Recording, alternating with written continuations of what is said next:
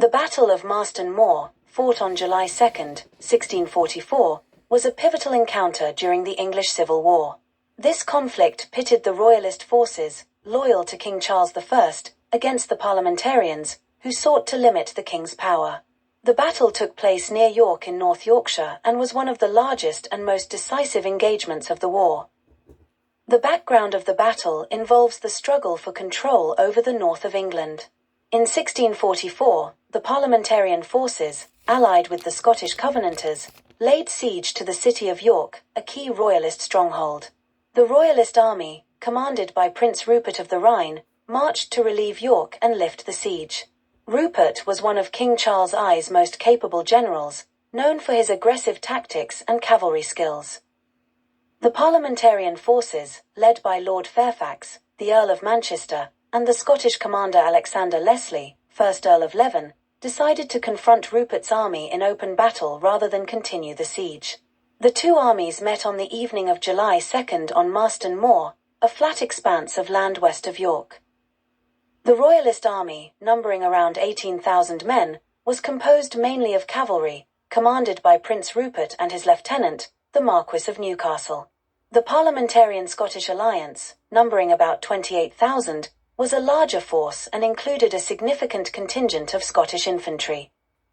The battle began in the late afternoon and was marked by confusion and chaos. Initially, the Royalists seemed to have the upper hand. Prince Rupert's cavalry launched a powerful attack on the Parliamentarian left flank, causing heavy casualties.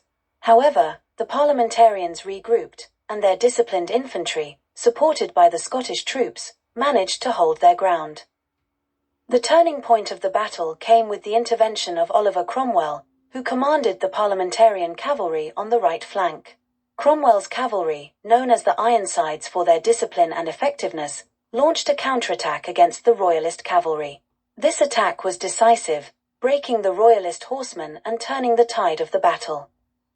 As the evening wore on, the Parliamentarian Scottish forces pressed their advantage, and the Royalist lines began to crumble. The disciplined infantry and effective use of artillery played crucial roles in overwhelming the Royalist positions. By nightfall, the Royalist army was in full retreat, suffering heavy losses. Prince Rupert himself barely escaped capture, and many of his men were killed, wounded, or taken prisoner. The Battle of Marston Moor was a catastrophic defeat for the Royalists. It effectively ended their control over the north of England and marked a turning point in the English Civil War.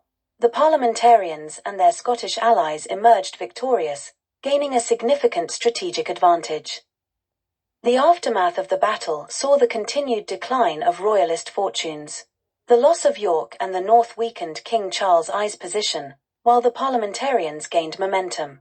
Oliver Cromwell's reputation as a military leader was greatly enhanced, and he would go on to play a central role in the eventual defeat of the Royalist forces and the execution of King Charles I.